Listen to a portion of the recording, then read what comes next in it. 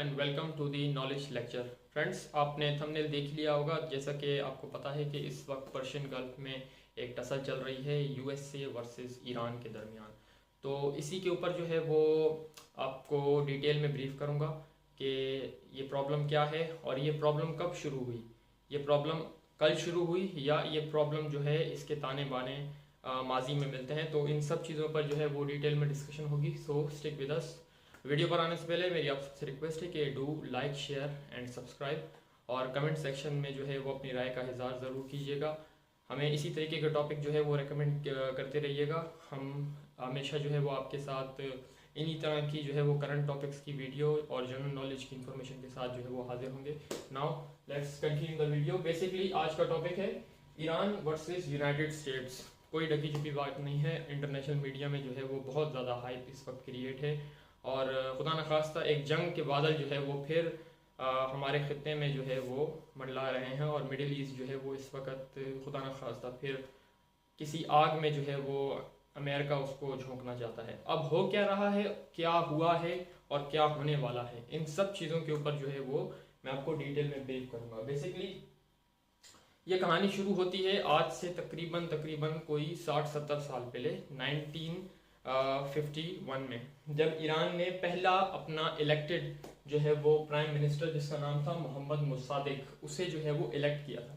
Basically Mohammad Musadik जो था वो ईरान का फर्स्ट इलेक्टेड जो है वो प्राइम मिनिस्टर था और ये नेशनलाइज कर रहे थे ईरान के जितने ऑयल के, जो भी आपको पता है ईरान जो है वो नेचुरल गैस और ऑयल रिजर्व से भरा हुआ है। तो जो मोहम्मद मुसादिक थे वो इन सब चीज़ों को नेशनलाइज कर रहे थे। लेकिन आपको पता है कि ऑयल को लेके वेस्ट का और ख़ास तौर पे अमेरिका का बहुत ज़्यादा एक मोनोपोली का प्रॉब्लम रहता है। वो चाहते हैं कि जो गल्फ नेशंस हैं वो उनके हिसाब से चीज़ों को ड्राइव करें और प्राइजेस सेट अपने हिसाब से करें। तो 1953 में 2 साल बाद इन्हें हटा दिया गया एक कू डीटाट, यानी हमारी ज़बान में कहें तो एक मार्शल लॉ या एक साजिश के तहत, और इनकी जगह ले आए रज़ा मोहम्मद शाह पहलवी को। ये बेसिकली एक तरीके की मोनार्क थे।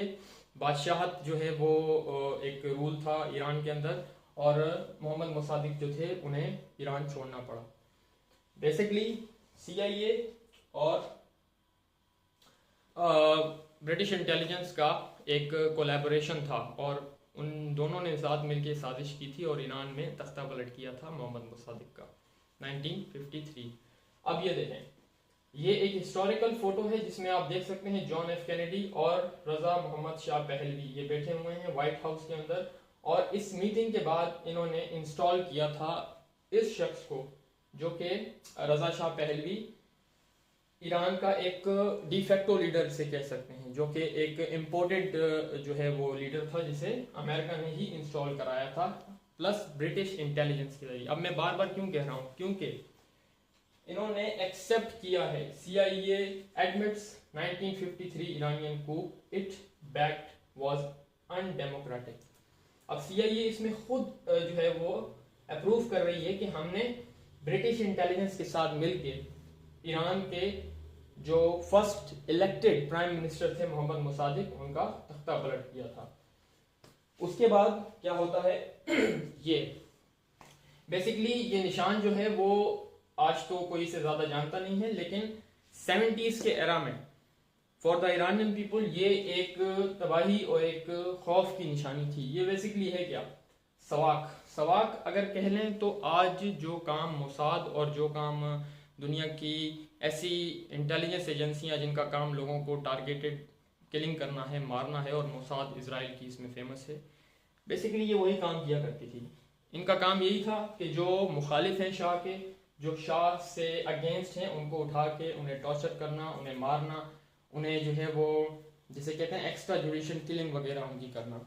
और बहुत से ऐसे वाकयात थे जिनमें लोगों को उठाया गया। बहुत से ऐसे लोग थे जो आज तक जो है वो नहीं मिले हैं, अनकवर जिसे हम कह सकते हैं कि वो उनकी शिनाख्त है, किसी को नहीं पता। शाह के खिलाफ प्रोटेस्ट स्टार्ट हो जाते हैं क्योंकि शाह जो था ये अमेरिका नवाज था, बड़ी मशहूर थी इसकी पार्टीज और कहा जाता है कि काफ़ी पैसा जो है वो इन्वेस्ट करता था अपनी पीआर और अपना जो वेस्ट के लिए जो उसका मोहब्बत है उसको बढ़ाने के लिए। बेसिकली ईरान में प्रोटेस्ट स्टार्ट हो जाते हैं। 1979 रेवोल्यूशन, ये वो टर्निंग पॉइंट है जब ईरान के लोग फैसला करते हैं कि अब इस वेस्टर्न बैक्ड पपेट को हम नहीं रहने देंगे अपने मुल्क में, क्योंकि इसकी पॉलिसीज अगेंस्ट हैं हमारी जो है वो कल्चरल वैल्यूज़ के, और हमारे किसी भी काम में जो है इसका इंटरेस्ट नहीं है। इसका इंटरेस्ट सिर्फ और सिर्फ अपने आप को जो है पावर में रखना है। फिर आती है यहाँ पर इस्लामिक गवर्नमेंट। अब ये ईरान का जो पॉलिटिकल स्ट्रक्चर है ये 1979 से लेके आज तक ये पॉलिटिकल स्ट्रक्चर जो है वो कायम है।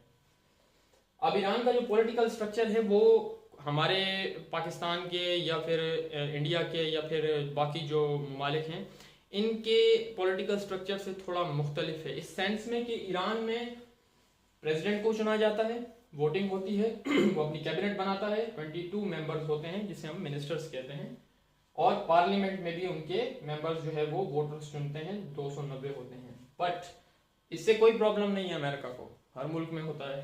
प्रॉब्लम आती है यहाँ पर, क्योंकि इन सारे सिस्टम्स को गाइड यहाँ से किया जाता है सुप्रीम लीडर। पहले जो सुप्रीम लीडर थे उनका नाम आयतुल्लाह खुमैनी था, और अब जो है उनका नाम है आयतुल्लाह अली खामनाई। ये 1979 से सुप्रीम लीडर हैं, और सुप्रीम लीडर का बेसिकली ईरान में वही काम है जो काम कुछ ममालिक में प्रेसिडेंट्स का होता है और प्राइम मिनिस्टर का होता है। Basically they are head of the state and also head of the government. यहाँ पर हेड ऑफ द गवर्नमेंट ये हैं, plus head of the government and head of the state ये हैं, क्योंकि ये इनके सलाह मशवरों से ही चलते हैं थ्रू द गार्डियन काउंसिल, जिसको 12 मेंबर चूज करते हैं, और फिर वो पार्लियामेंटेरियंस के तहत इनके कैबिनेट मेंबर्स को अप्रूव करती है। अब इन्हें भी इलेक्ट किया जाता है, ऐसे नहीं है कि ये जाति पुष्टि बैठ गए, इनका कोई ताल्लुक नहीं है आयतुल्लाह अली खुमैनी से, ये उनके स्टूडेंट थे। इन्हें इलेक्ट किया गया था after the demise of Ayatollah Khomeini, जब वो इस दुनिया से रुखसत हो गए, उनका इंतकाल हो गया, तो उसके बाद इन्हें जो है वो लेट 80s में इलेक्ट किया गया था। और इन्हें इलेक्ट करने की जो जिसे कहते हैं जो बॉडी है, जैसे हमारे यहाँ मजलिस शूरा पार्लियामेंट होती है, इन्हें इलेक्ट करने की बॉडी को कहा जाता है असेंबली ऑफ एक्सपर्ट्स। इसमें 86 मेंबर होते हैं जो कि अप्रूव होते हैं उन वोटर्स से जो रिलीजियस बिलीव्स रखते हैं बेसिकली, और फिर वो इन्हें इलेक्ट करते हैं, और फिर ये इन सारे प्रोसेस को ड्राइव करते हैं बेसिकली। लेकिन प्रॉब्लम ये भी नहीं है, प्रॉब्लम आती है यहां से। असल प्रॉब्लम ये है जो अमेरिका और वेस्ट को जो इस वक्त जो प्रॉब्लम लग रही है।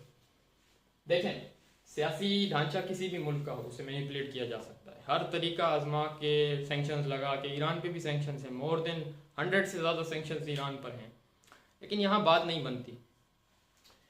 मसला यहाँ खड़ा होता है, ये है Iranian armed forces chain of command, और ये है IRGC, Islamic revolutionary guards corps. Basically these are the factor जो कि ड्राइव कर रहे हैं पूरे ईरान के पॉलिटिकल स्ट्रक्चर, प्लस उनका मिलिट्री स्टैब्लिशमेंट भी कह सकते हैं, और ये सब इस शख्स के हाथ में। ये सारा प्रोसेस जो है वो प्रेसिडेंट ऑफ ईरान के हाथ में नहीं है, ये सारा प्रोसेस इनके हाथ में है। अब इनकी चेन ऑफ कमांड के अंदर क्या होता है, सुप्रीम नेशनल सिक्योरिटी काउंसिल, जो कि स्ट्रेटेजिक लेवल्स पे जो है वो चीजों को देखती है, स्ट्रेटेजी बनाती है। उसके बाद आती है ये नेशनल इंटेलिजेंस कोऑर्डिनेशन काउंसिल, जिनके सैयद इस्माइल खतीब, जिनके नेशनल इंटेलिजेंस हमारी यहाँ जिस तरीके से सीक्रेट सर्विसेज होती हैं, ISI हो गई, IP हो गई, इस तरीके से, तो ईरान में जो है उनकी जो नेशनल कोऑर्डिनेशन काउंसिल है वो इन सारी जो खुफिया मालूमात है उनका हिसाब किताब रखती है। Then comes the IRGC, Iranian revolutionary guards corps के हेड। अच्छा, ईरान में जो आर्मी है वो कोई एक नहीं है, वो दो बटी हुई है बेसिकली। एक तो IRGC है, इस्लामिक रेवोल्यूशनरी गार्ड्स कॉर्प, दूसरी है ईरान के जो ग्राउंड फोर्सेस हैं।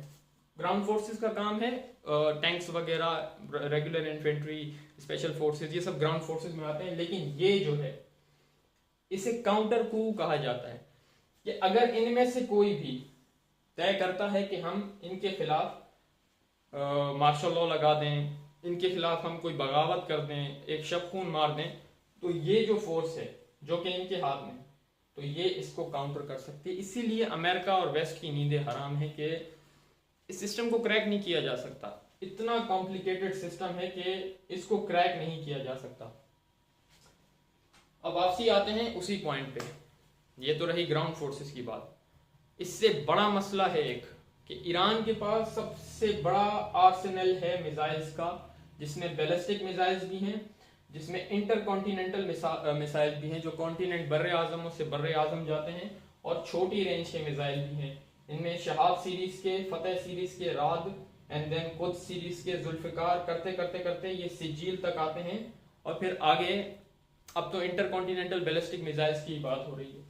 ये पूरी वो रेंज है जिसमें ईरान किसी भी पॉइंट को टारगेट कर सकता है। और आपने देखा होगा अभी पिछले साल जो ईरान और इजराइल की जो एक चमखलिश हुई थी, स्कर्मिश हुआ था, 12 दिन की जंग जिसे कहते हैं, इजराइल घुटनों पे आ गया था क्योंकि उसने नहीं सोचा था कि ईरान के मिसाइल इतने ज्यादा पेनिट्रेट करेंगे। और यहाँ ये रहा इजराइल और ये ईरान है, ऑलमोस्ट 13 से 1400 किलोमीटर तक का फासला है, और इन सब के बीच में अमेरिका के अड्डे हैं। अमेरिका की नेवल फोर्सेस यहाँ मेडिटेरियन सी में खड़ी हुई हैं, ये सब इसको रोकती हैं और फिर जाके इजराइल तक ये मिसाइल पहुंचते हैं और डिस्ट्रक्शन करते हैं। ये चीज है जो खाए जा रही। अब हो क्या रहा है, अब आते हैं करंट सिनेरियोस पे कि हो क्या रहा है। यूएसएस अब्राहम लिंकन, ये एयरक्राफ्ट कैरियर है और अमेरिका का सबसे बड़ा aircraft carrier. Basically aircraft carrier होता है जिसके ऊपर मिसाइल्स भी होते हैं, प्लस एयरक्राफ्ट, फाइटर एयरक्राफ्ट, एवैक्स और बाकी जितने जो नेवल और जंगी फिजाई जंग के लिए जो टूल्स यूज किए जाते हैं वो सब इसके ऊपर जो है वो अवेलेबल होते हैं। अब ये पहुंच चुका है नियर पर्शियन गल्फ। ये देखें, बेसिकली स्ट्रेट ऑफ मलाक्का को देख सकते हैं, यहीं से क्रॉस करके इसने यहाँ पे अब अपने डेरे जमाए हुए हैं। इसके साथ कुछ डिस्ट्रॉयर्स भी होते हैं, फ्रिगेट्स भी होती हैं, बाकी नेवल एसेट्स भी होते हैं। तो ये अब अब्राहम लिंकन जो है वो अपने डेरे यहाँ ईरान के पास जमा चुका है। ये वही अब्राहम लिंकन है जिसे अमेरिका ने इराक वॉर में यूज किया था, और अब अमेरिका इसे ईरान के खिलाफ यूज कर रहा है। बेसिकली अमेरिका वेनेजुएला की तरह ईरान में एक, जैसे कहते हैं ना कि एक उनके प्रेसिडेंट को जिस तरह उठा के ले आए, उसी तरह का एक एडवेंचर वो यहाँ करना चाह रहा है। लेकिन देखें, ईरान वेनेजुएला नहीं है।